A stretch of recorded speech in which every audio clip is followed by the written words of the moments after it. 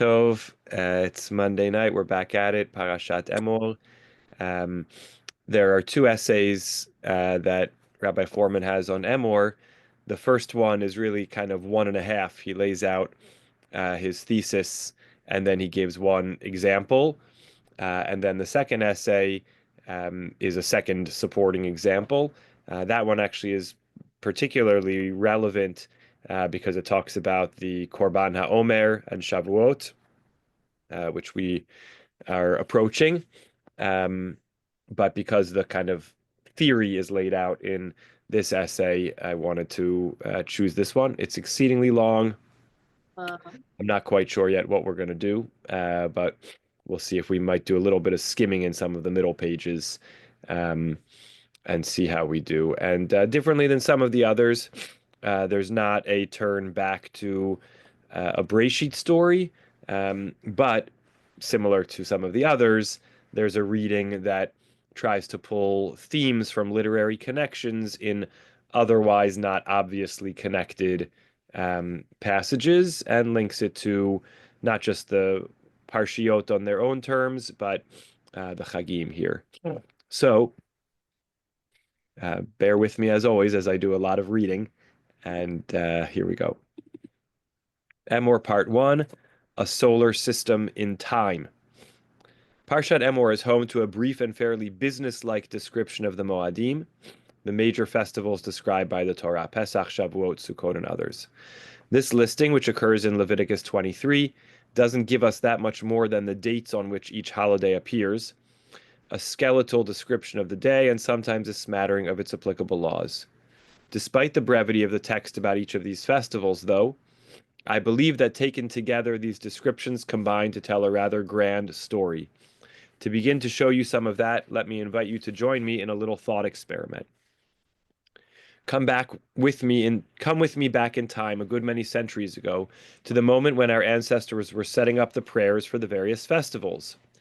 Imagine you were one of those sages. Your task, should you choose to accept it, is to nominate various selections of biblical texts as Torah readings to be read aloud in the synagogue on holidays such as Pesach, Sukkot, and Shavuot. The possibilities are endless, and it is all up to you. Each of these festivals have multiple days, so there's more than one opportunity for a Torah reading. You figure that for each festival, you can select sections from anywhere in the Torah that deal with that particular festival. Maybe the splitting of the sea for the last days of Pesach, maybe the revelation of the Torah on Sinai for Shavuot. Those feel like easy ones. But then an idea strikes you. For at least one day of those festivals with multiple days, like Pesach and Sukkot, wouldn't it be nice to also have some sort of common Torah reading to kind of send the message that these festivals are all part of something larger, that there's a broad commonality here? It seems like a great idea. So you go about paging through the Torah with gusto, searching for a section of text that could work. And lo and behold, you notice that Leviticus chapter 23 seems like a great fit. This section of the Torah lists all the various holidays in chronological order and tells us a little bit about each one. What better text to read aloud in synagogue on holidays than this?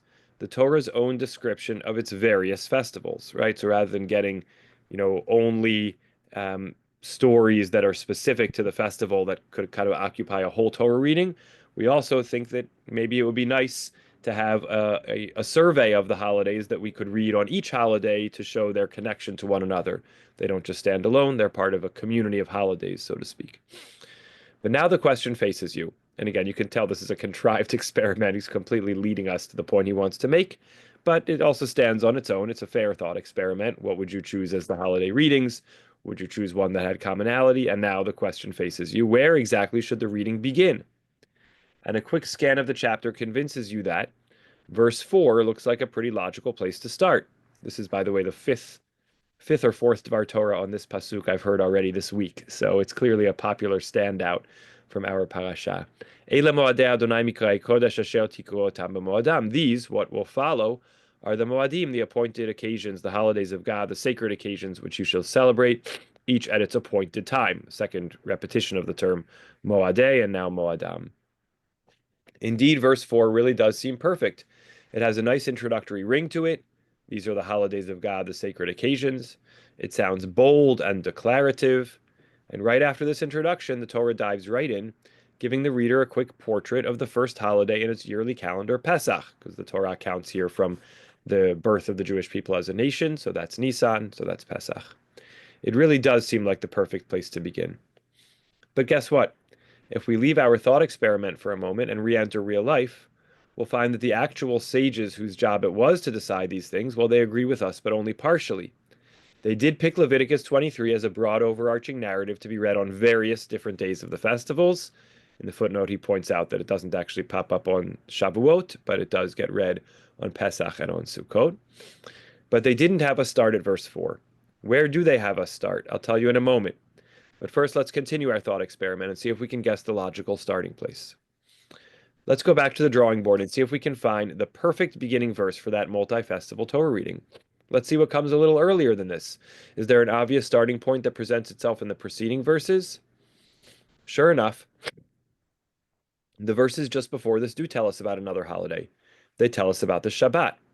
God spoke to Moshe, saying, "Speak to the children of Israel and say to them, these are my Moadim, the appointed times of God, which you shall proclaim as sacred occasions. On 6 days do work. On the seventh day is a Shabbat of complete rest, a sacred occasion. You shall do no work. It shall be a Shabbat of God throughout your settlements." So maybe we could begin our reading on the holidays here. The Torah once again gives us that nice introductory line. These are my appointed times, the appointed times of God, which you shall proclaim as sacred occasions. In other words, that pasuk bet here, these are my Moadim, the appointed times of God, which you shall proclaim as sacred occasions. It's very similar to what we read in verse 4. These are the Moadim of God, the sacred occasions, which you shall celebrate each at its appointed time. So they both are nice topic sentences, so maybe we can go back a little bit. Sounds like a good enough starting line for a Torah reading. And the Shabbat, after all, is a holiday. But let's face it, folks, there's a reason this wasn't your first choice for where to begin. Because while it's true that the Shabbat is a holiday, it isn't a holiday in the same way that, say, Pesach or Sukkot is. Those are annual festivals, and the Shabbat occurs weekly. So it seems a little odd to start our Torah reading for Pesach and Sukkot with a different kind of holiday altogether, a weekly one. So is our runner-up candidate where the Torah reading for festivals actually starts? No, it's not. We just swung and missed again. Strike two. Where do we in synagogues around the world start the common Torah reading for Pesach and Sukkot? We do read chapter 3, but we start even a few verses before the spots we've contemplated, toward the end of chapter 22. We start with a topic that frankly seems to have nothing at all to do with any festival, yearly, weekly, or otherwise. Exodus 22, verses 27 to 28. Let me just pull it up actually inside the Sefaria, if it will come to life for me.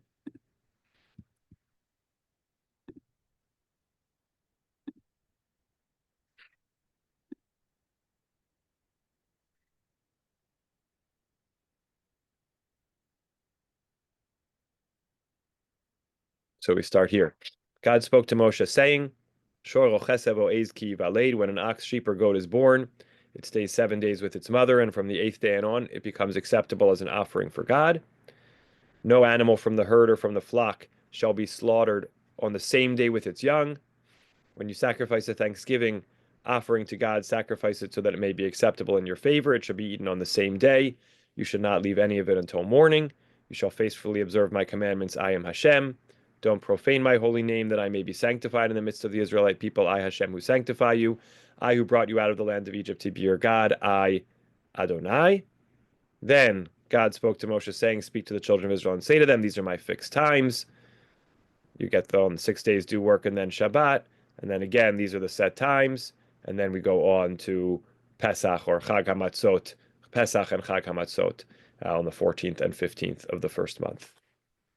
I particularly wanted to look at this inside because if you read the essay as we're about to, Rabbi Foreman makes it sound like after verses 26 and 27, the next thing is the beginning of chapter 23, and there are a few more psukim in there, which he doesn't talk about. We should just be aware of that. But the connection he's going to make is interesting. So he says, we start with a topic that seems to have nothing at all to do with any festival, and we have these psukim that he quotes. When an ox or sheep or goat is born, it stays 7 days with its mother. From the eighth day and on, it's acceptable as an offering.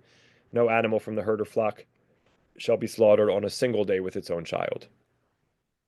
Yes, believe it or not, that's where we actually begin the Torah reading on holidays. And the obvious question is why? Why in the world would we start there? A clue lies in a remarkable pattern lurking just underneath the surface of the text. The pattern encompasses the entire of Leviticus chapter 23, and yes, even these last verses of Leviticus 22. Again, it's a little bit misleading because there are 4 or 5 more verses of Leviticus 22, which he sort of skips over, which are included in the reading. But even these last verses of Leviticus 22, which had seemed at first glance so disconnected from chapter 23. Once you see the clue, the last verses of 22 really do seem connected to the very different laws of festivals that follow it. Glance through some of the calendrical listings in Parshat Emor, and you should be able to see what I'm talking about. The pattern has to do with the dates on which various festivals are celebrated, and it has to do with the length of times the various holidays last. Scan through the first verses of the chapter. You can find them below, and as you do, ask yourself, what stands out? Are there any repeated elements in this text, any numbers or variations that show up over and over again? Ready? Here we go. I'm going to save us the scanning and skimming, and we'll jump straight, in the interest of time and space, to his analysis. Here's that same text again, this time with my highlights. You can see it's highlighted in red. Shabbat, Shvi'i, 7th, Arba'asar, the 14th, Shivat, Shvi'i, Shabbat, Sheva Shabbatot, 7 weeks. In blue, he's highlighted Rishon, the 1st, Chamishasar, the 15th, Rishon again, the 1st, Mimacharat, the next day, Ben Shanato, 1 year old, Mimacharat, the next day. Okay. I may have combined the blue and the purple here. And here's what he shows us. The pattern boils down to 2 numbers, 7s and 1s. By the way, I'm sorry that Daniel Langer is not here. His book, The First and the Seventh, is all about these concepts. I haven't gone to see what he does with this section.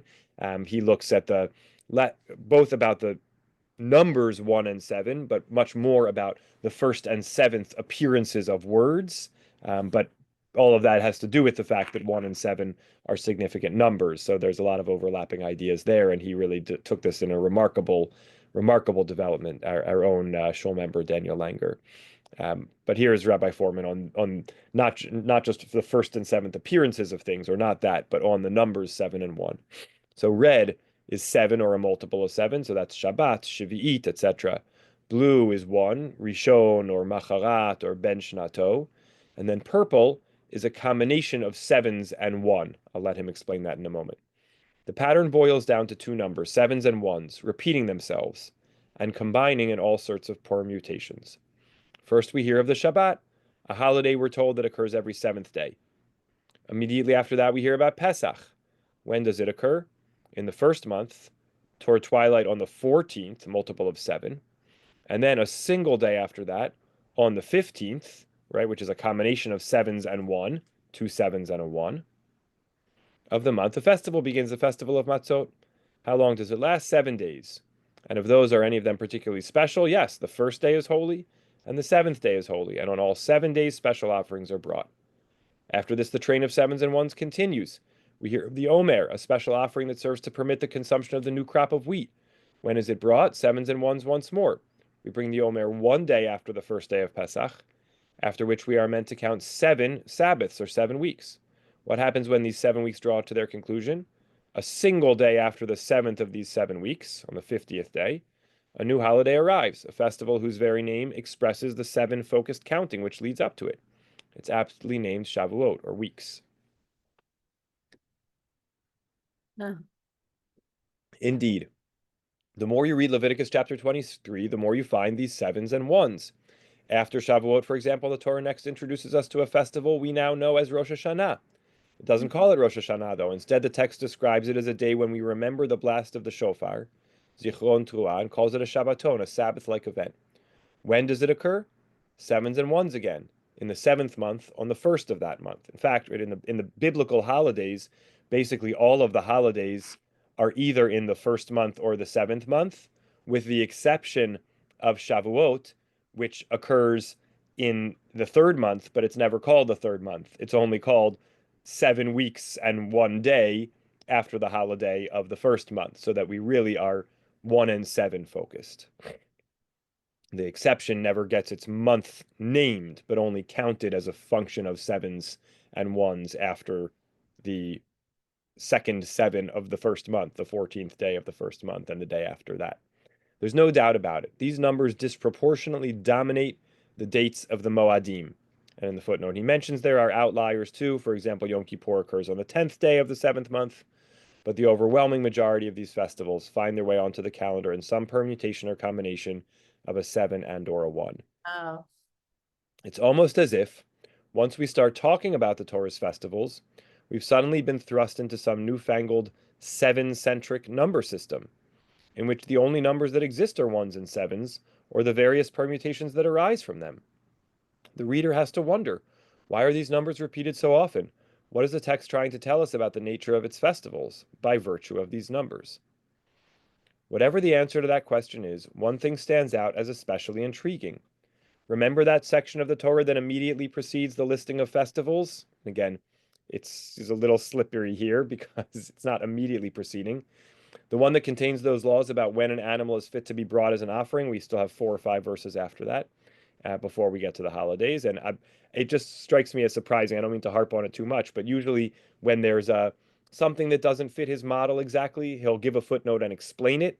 And here he doesn't footnote and explain how those intervening 4 or 5 verses that we saw um, about eating a sacrifice on the same day, about not profaning God's name. That little section, he doesn't sort of address how it fits into the rubric, or if it doesn't, then what it's doing there. The simple answer is this passage that we're looking at connects so much that we wanted to include it. And the fact that then there's some small amount of intervening material that maybe doesn't directly connect, we can get over that. But I'm curious that he never addresses that. It makes it sound like we read these verses and then we go right into the Passover holiday, Shabbat, and then Passover. But so he says, remember that section of the Torah that immediately precedes the listing of festivals, the one that contains those laws about when an animal is fit to be brought as an offering. That section too contains the telltale sevens and ones. When an ox or a sheep or a goat is born, it shall stay 7 days with its mother, and from the 8th day on shall be acceptable as an offering by fire to God.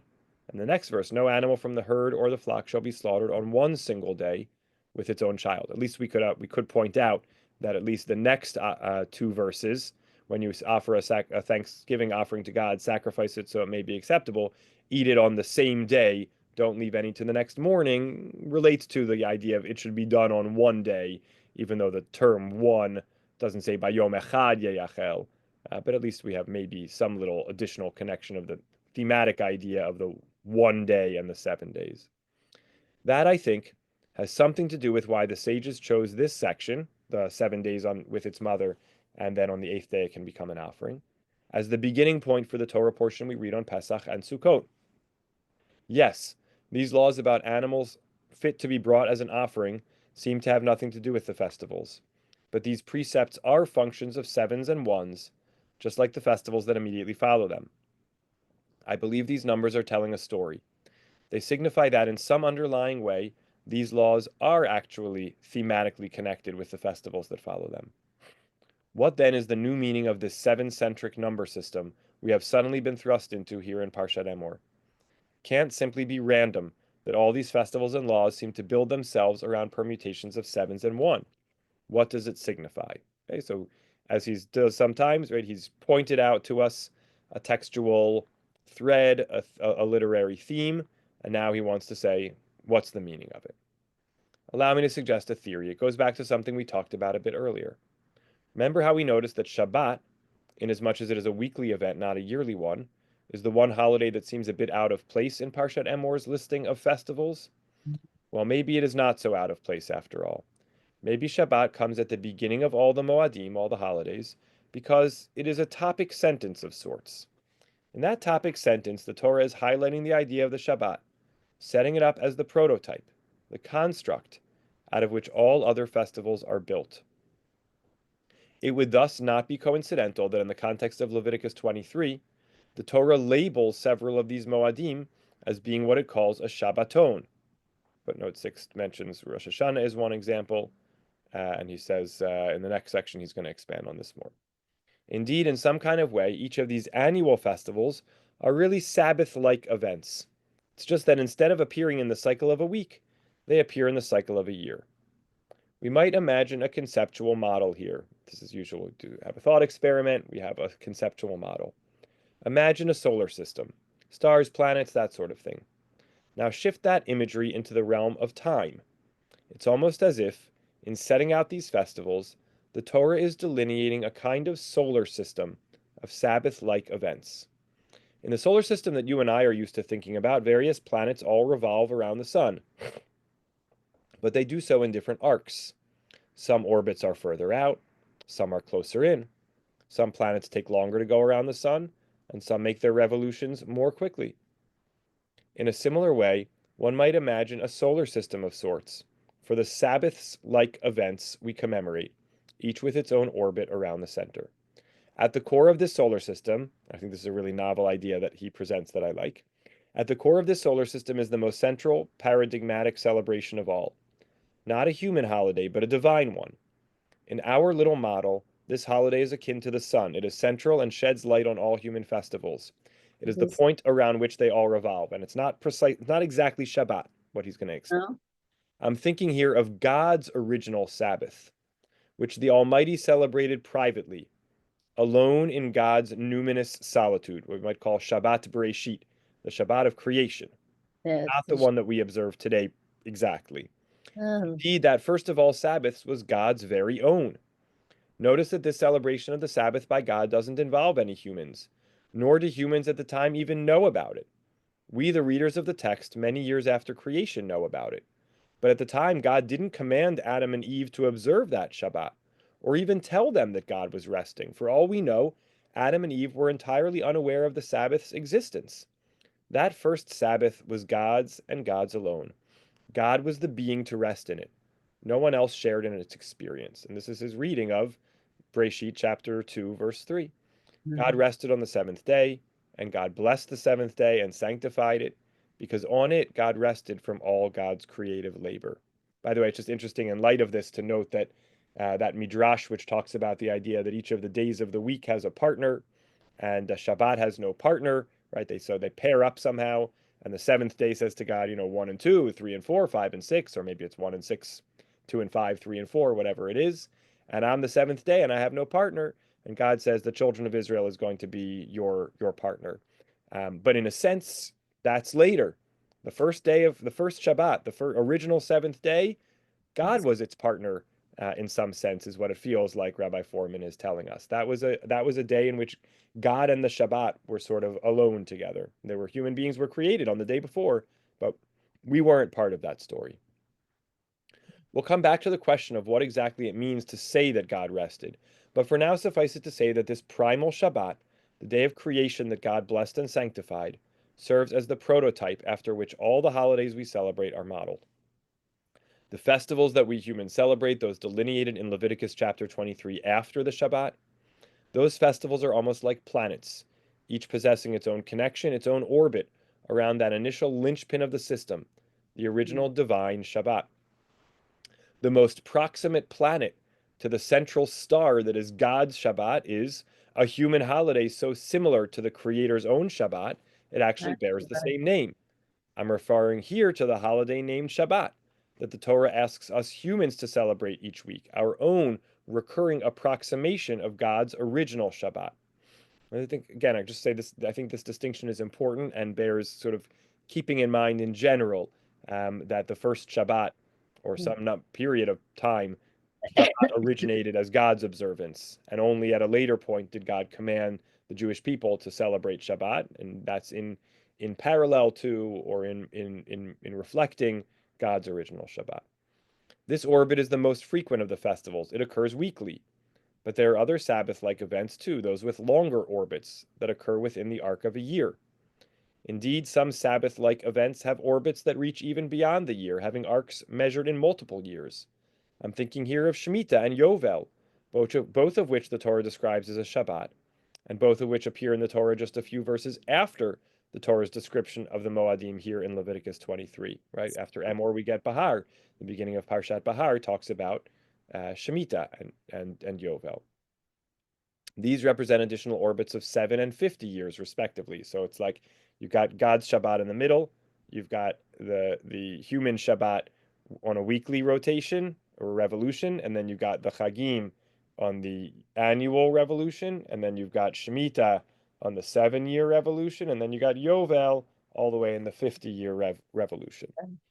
Indeed, this solar system model, in which the Shabbat is a touchstone for all the other Moadim, may help us understand why the Torah actually introduces the Moadim to us twice. Right? We saw that in verse 2 and verse 4 of chapter 23, using the virtually identical phrase, Eile Moadei Hashem, or Eilehem Moadai, these are my Moadim. First, the Torah introduces the weekly festival that is the prototype for the Torah's holidays. Then it introduces us to all the planets, all the iterations of the Shabbat that we meet over the course of the year. So this is now just again a chart to point it out. Leviticus 20 should be 23, I think. Yeah, I think that should say 23, 2 to 3, introduces Shabbat, and then 23, 4 and 5 introduces the festivals that flow from there. Let's try to extend and refine this idea a little bit.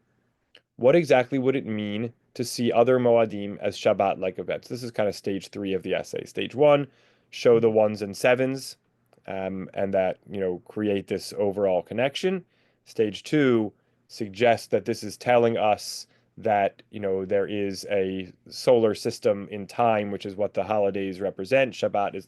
God's Shabbat is the prototype, human Shabbat is the innermost, and then the annual holidays are the outer, and further out is Shemitah and Yovel.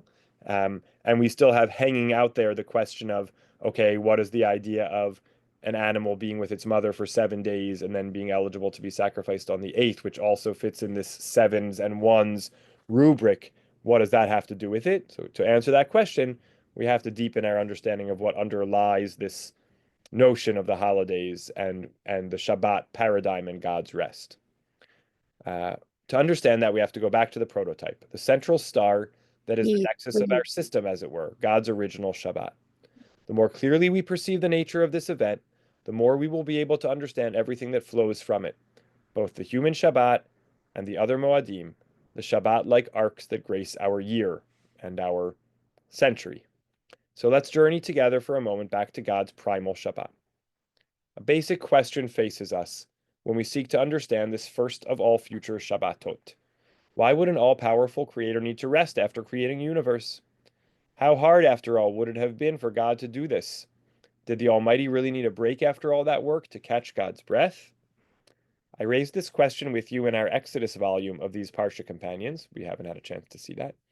And there I suggested that this conundrum forces us to revisit what we mean when we talk about work and rest, at least in the context of the Shabbat. Going back to that primal Shabbat, what exactly was the nature of the rest that God engaged in on that first 7th day? It must have been the opposite, the natural counterpoint, for the work that God engaged in on the days of creation leading up to the 7th. But the truth is, the notion of work with reference to God also presents us with befuddling possibilities. Work suggests exertion, an idea hardly compatible with an all-powerful being. What exactly was God's work all about? A solution comes if we think about God's endeavors during creation not as work, but as creative activity, melacha. Dr. Devorah Steinmetz gave a wonderful shiur about some of these ideas about melechet machshevet, about kind of creative labor. And I think that she has a chapter about this in her recent book, Why Rain Comes from Above. The Almighty was building a universe, bringing things into being and molding and shaping them deliberately to make an environment that suited God's will. In English, we have various words for this kind of creative process, but the Torah has its own word for it, melacha. When God created the world in those 6 primal days, God did so through the process of melacha. And when God rested on the 7th day, it is involvement in melacha that God refrained from. As it says there in Bereshit chapter 2, verse 2, on the 7th day, God finished melachto, God's melacha that God had been doing, vayishbot, and ceased or rested on the 7th day, mikol melachto, from all God's melacha that God had done. Resting from melacha is not the same as resting from labor. Labor or work suggests an activity that requires exertion and makes one weary. And naturally, then, the point of rest after work is to take a break so you can recoup your energy. But Shabbat rest is not the counterpart to labor. It's the counterpart to creativity. Shabbat rest is about letting go of the impulse to create. It's about resisting the urge to keep fiddling with what you've made and instead to just let it be. And something that I think is tricky here, just more broadly, um, sort of, I think on Shabbat we are invited to think creatively. I think we can be imaginative and exploratory in our minds. Um, so exactly what it means to sort of stop being creative, I think is something that needs more refining than he gives here. He does describe a little bit more about what he means and about sort of letting go of what we've created. And we also don't want to start new projects on Shabbat, but I still think there's room for creative, imaginative thought on Shabbat. The impulse to create is seductive. One is tempted to create and never rest. But this comes with hidden costs, and indeed the price of creating without stopping is very great. Ever met an artist who somehow is never quite done with their painting? Who just can't resist the temptation to keep adding on more and more brush strokes? What happens to their precious painting? It eventually collapses under the surfeit of creativity lavished upon it. What about the parent who can never let go of their child, even as they walk them down to the chuppah? Every creator at some point needs to let go, or risk destroying that which they tried so hard to build. At some point, it is time to stop shaping it, and it is time to establish a relationship with it instead. Even an all powerful creator needs to engage in this kind of rest. And that's the point of Shabbat, to engage in this kind of rest. On the negative side, the Shabbat forces a break from ad nauseum creativity. And on the positive side, the Shabbat represents a chance to relish what we've made and simply be connected to it. For indeed, so long as a creator stays in the process of creating, they are busy and not at rest. It takes letting go and stopping to be able to finally be present, to finally relate to that which they've made. I believe now we are in a position to appreciate the common denominator that binds together the various aspects of the verses which comprise the Torah reading for the festivals. The idea of ceasing to act as creator, and instead allowing for the creator to engage with that which they've produced. It's this quality that unites the laws of Shabbat, the Moadim, and even those laws of the baby calf. Now we're going to come back to that first. That's the beginning of our reading on the festivals, right? So when an ox or sheep is born, 7 days with its mother, and on the eighth day it's acceptable as an offering. For its first 7 days of existence, a calf must be with its mother. Only after that are you free to offer it on the altar. Why?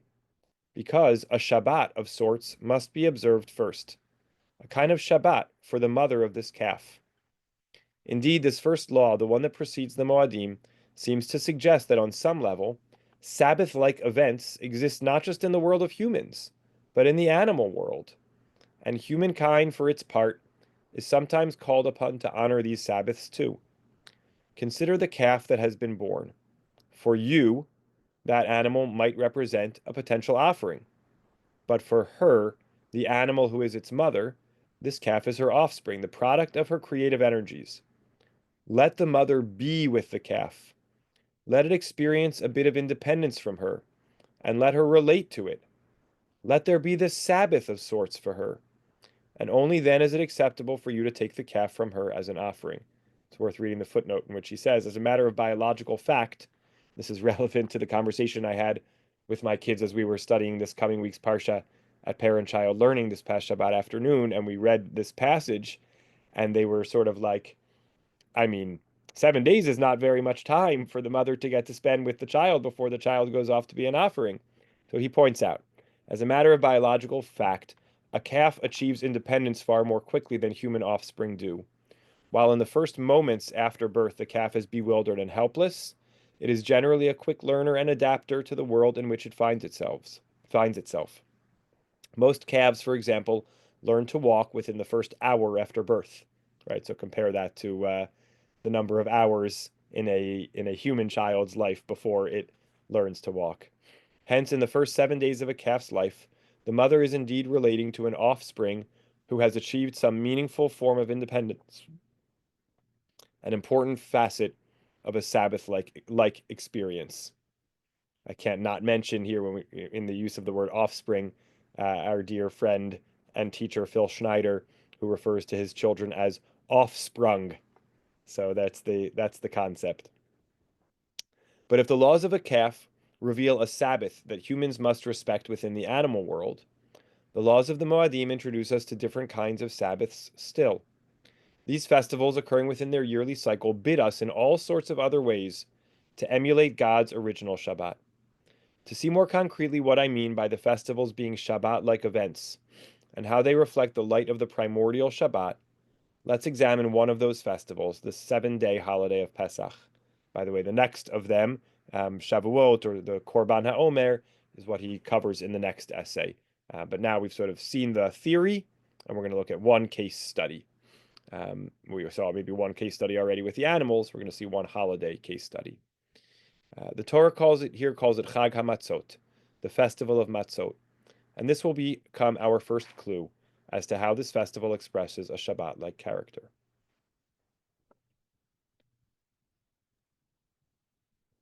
Admittedly, at first glance, Pesach seems to have almost nothing to do with the idea of the Shabbat. But maybe that first glance is overlooking something. Let's talk about that name, Chag HaMatzot, the festival of unleavened bread. If you think about it, the notion of abstaining from leavened products might just have something to do with the Shabbat after all.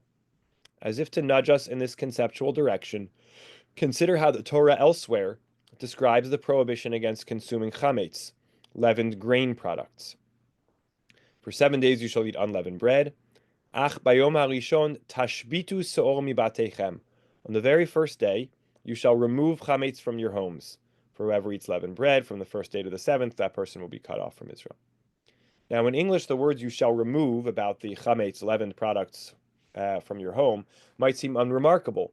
But in Hebrew, those words actually scream Shabbat, right? The Hebrew here is tashbitu, the chametz from your home.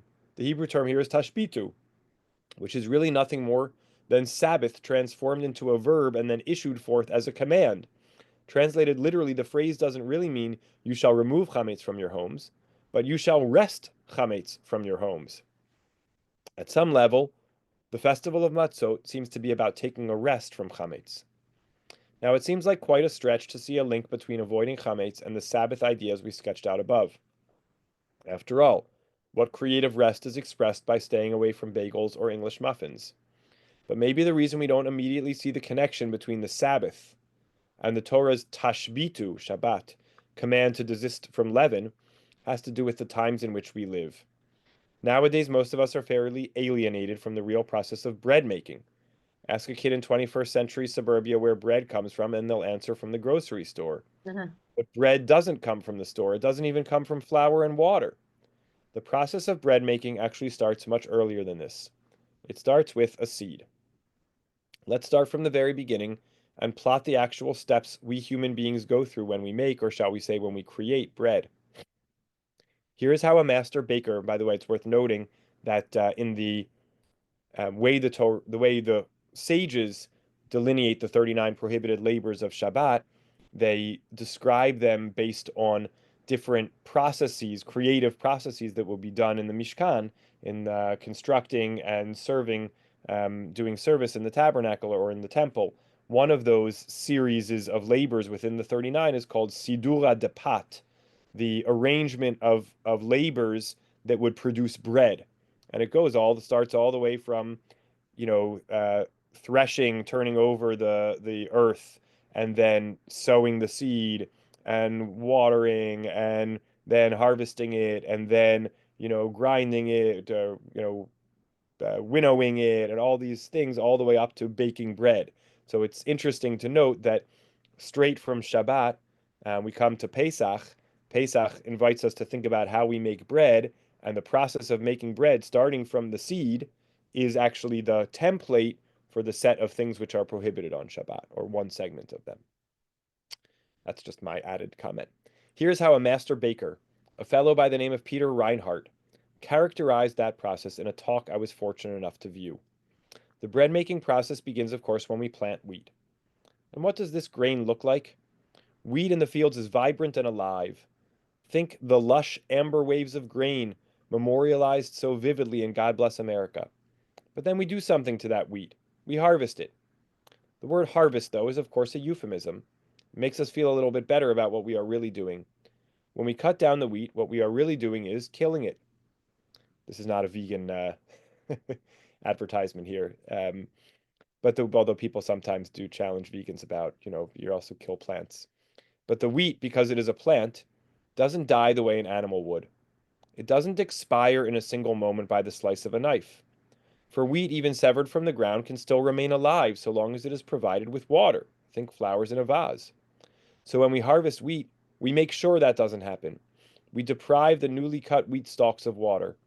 In ancient times, the stalks would be left out in the fields, exposed to the hot sun, until they slowly dry, go brittle, and die. And then, when the wheat is good and dead, we, the aspiring bread makers, start to take it apart. We separate the wheat kernels from the rest of the stalk, throwing away the latter and keeping the former. Those precious wheat kernels, what are they really? They are seeds, the mysterious key to the grain's ability to reproduce itself.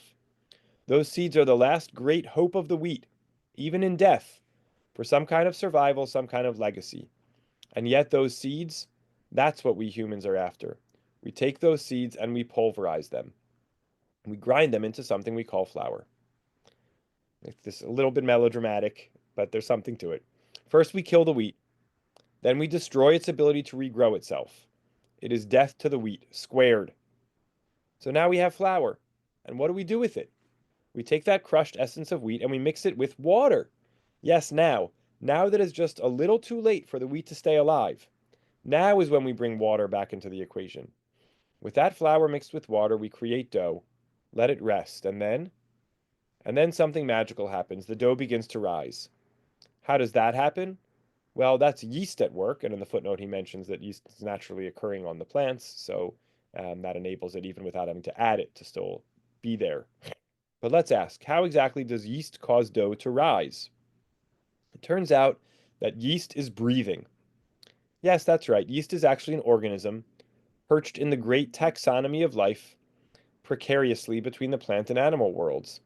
The yeast slips out of dormancy, begins to eat the starches and sugars in the dough, and as it does, it exhales. It breathes out carbon dioxide, the same compound we humans exhale when we breathe, and it secretes alcohol, a process we label fermentation. In fermentation, the dough ceases to be a mere thing and has now become alive. Indeed, the very word leaven derives etymologically from the word enliven. The dough with the yeast flourishing inside it is a substance that has been brought to life. That brings us to the next stage of bread making. Now that the dough has been brought to life, what do we humans go and do? We put the dough in the oven. In this veritable furnace, the temperature quickly rises. The warming temperature at first goads the yeast into even more frenzied activity, causing the dough to expand even more quickly. But as the temperatures rise still further, the microorganisms we call yeast explode into the baking bread, giving the bread its wonderful flavor.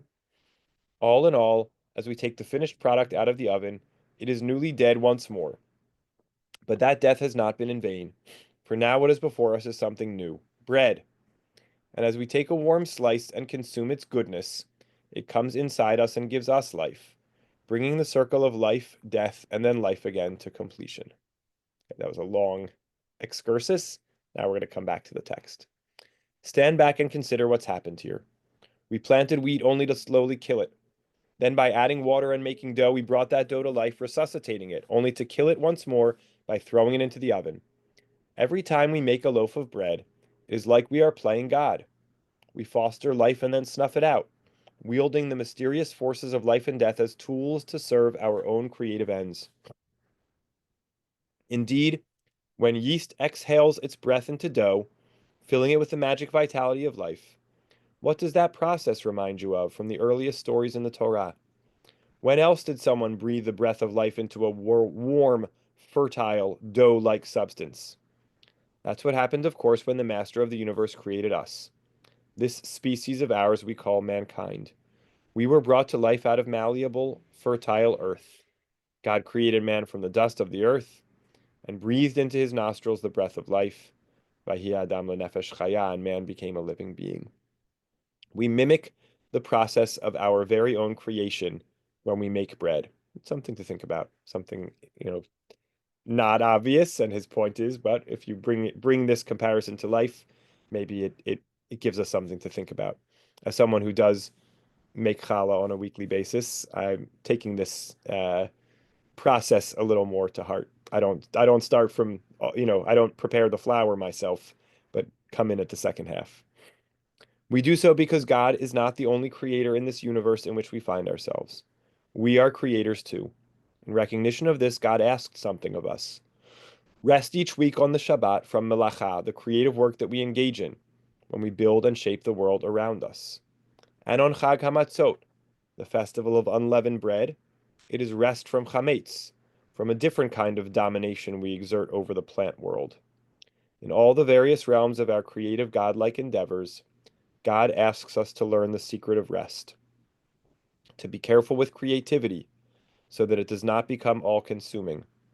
God asks us to learn how to stop, let go, and voluntarily relinquish the godlike powers of creativity to shape our world. So, Wow. this long essay, we saw this connection through the readings of the holidays, which are from our Parashah, Leviticus chapter 23, and its thematic connections of ones and sevens and the combinations thereof.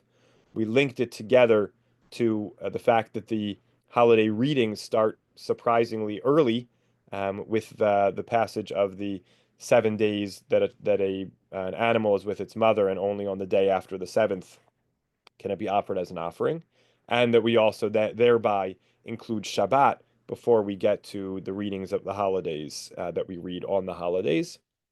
And we link them together both through the ones and sevens and one and sevens connections, and then through the model of starting with God's Shabbat, building out to the Jewish Shabbat, and then the holidays, the Shemitah and the Yovel as these revolutions of different sizes or lengths of time, with each of which is meant to be a Sabbath-like rest. Came back to include the animal, and did that based on the notion that our paradigm is God's rest, and God's rest was rest not from overworking exertion, but from creativity, for the purpose of engaging in relationship with that which has been created, and that's what we are supposed to do for the animal, give it its time to relate to its creation, its child, before it's offered as a sacrifice. That's what we're supposed to do on Shabbat on a weekly basis, stop from creative work and reflect on all of that creative work and have a relationship with it just by existing alongside it. And then Pesach, one example of a Sabbath-like holiday, because we particularly take a rest from leavened bread. And leavened bread is an example of exerting that God-like creative power. And so we take a rest from that. And that's so much of what Pesach is all about. Questions and comments and thoughts on that long? Yep, Joan and Moshe. It looks like Well, it's I just Joan. I just Yep. want to thank you very much for that. I had heard Foreman one time, and it's just totally brilliant. It's mind-blowing and very thought-provoking, and I think you did a great job. And there's just an awful lot to think about there. And I really appreciate it. And it makes it so much more meaningful about the Shabbat, especially for me. The number seven and the idea of Torah study, which I'm not that familiar with. It seems like the deeper you go into it, the more you see God's presence and God's meaning. I do want to add one thing, though, that Please. um, for some people, their work is not creative. I mean, we're fortunate, most of us, to have a certain amount of that at least.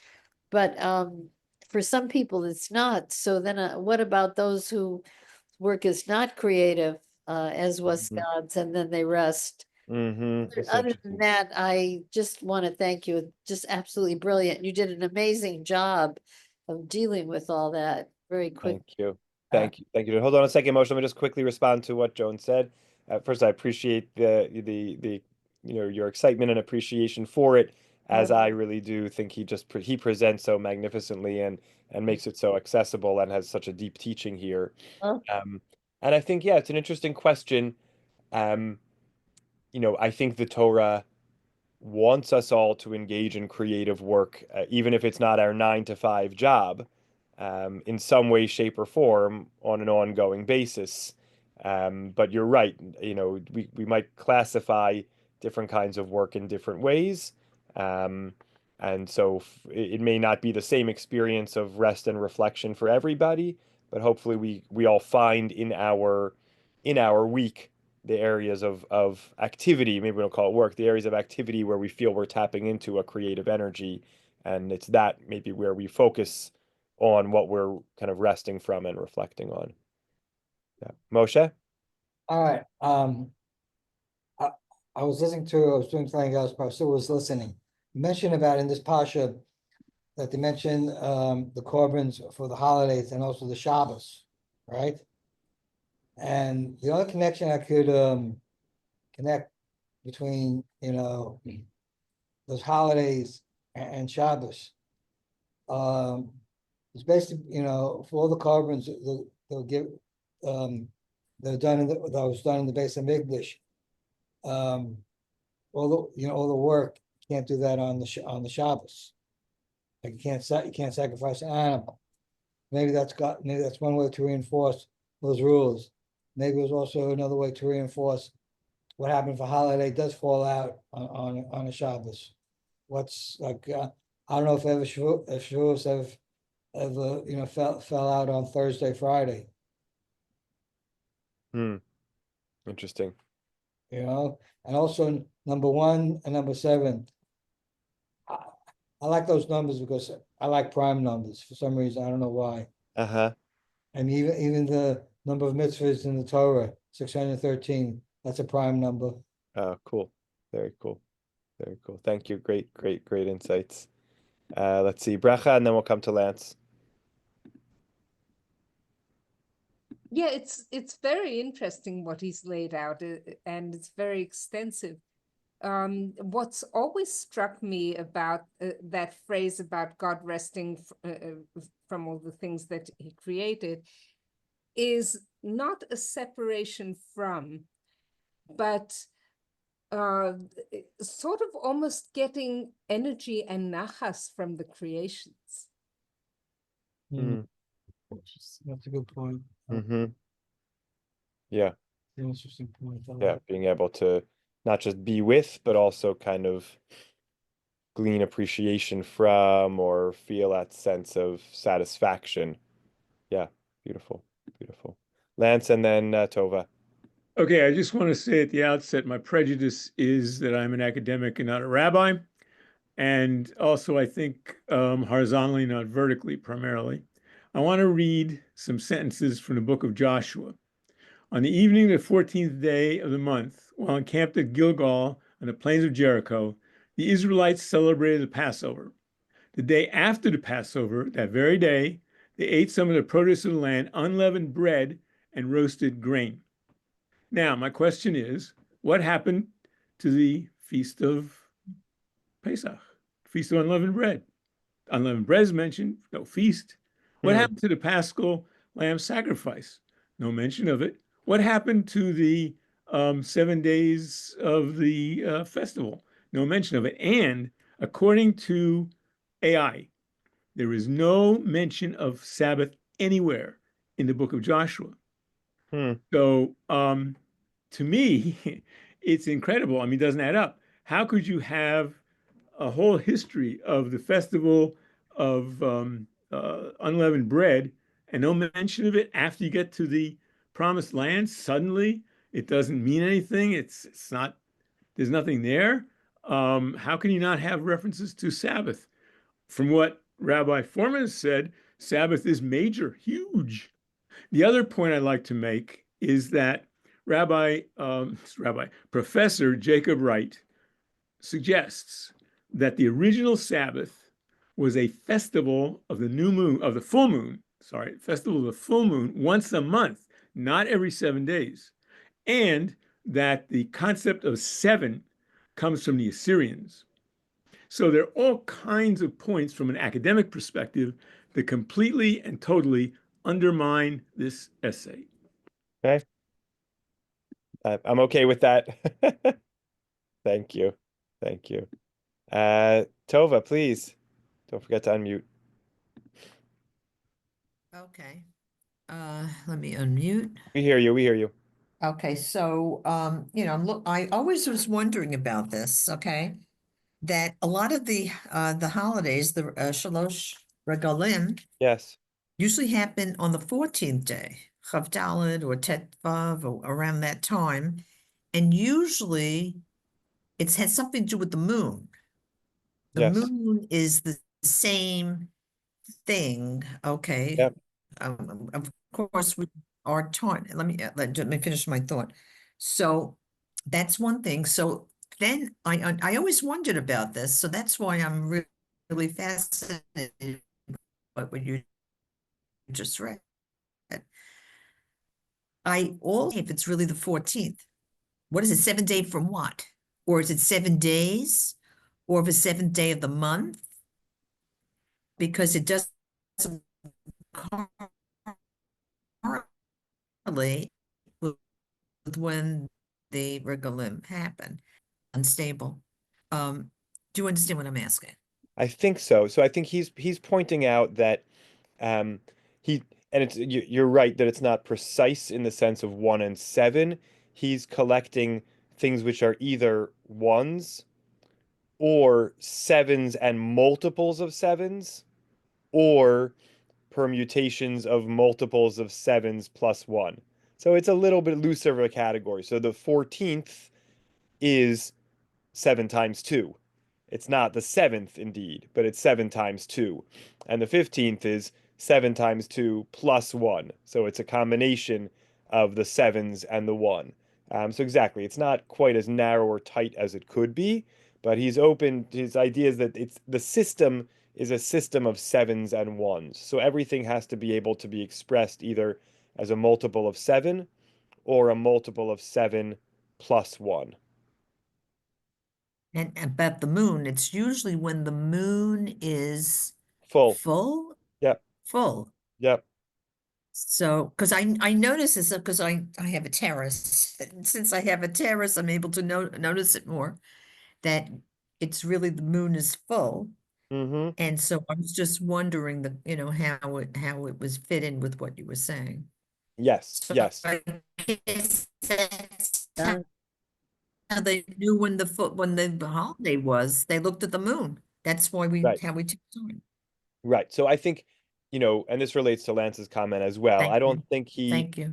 of course, I don't think this is an exhaustive or exclusive way of thinking about kind of why the holidays are when they are. In a sense, he's almost talking about sort of how the Torah describes when they are, but the why they are when they are definitely could be a combination of other factors, and that could include the full moon. Now, why the full moon?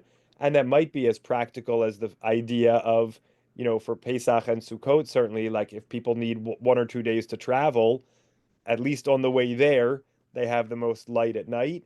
It could also have to do with That's other interesting. kind of, I don't call them just, folk, folk, vibes of the day. Certainly it wasn't moon worship, but just kind of the presence of the moon.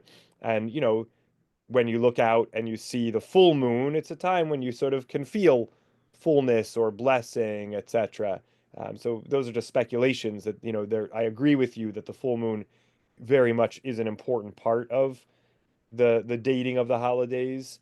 So I think there are kind of multiple angles, or factors in both in the selection and in how the Torah talks about it. And it's worth just noting also, though, that in fact, at least in the time of the Mishnah, or what the Mishnah describes as, the time of the temple, um, people didn't rely on the full moon, they relied on the new moon. And when they saw the process that the Mishnah describes is when people saw the first sliver of the new moon, they would then declare the first day of the month. They would go to the court in Jerusalem. They would officially sanctify the new month. And then they would send out messengers to everyone to let them know which day was the beginning of the month. And they would count from there in order to know when the holiday was. And this is what led to all kinds of calendar controversies and things like that.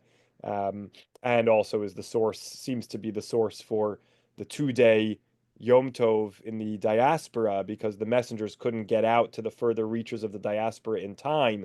So people wouldn't have known in advance whether it was this day or the next day. They could always be off by one, and therefore they would observe 2 days of the holidays out of doubt, which is a discussion in its own right. But it's 9:50, so we'll pause here. We had a lot to take in, a lot to think about, and looking forward as I just quickly check my calendar. We should be on next week. We're because of Mincha Marav moving later.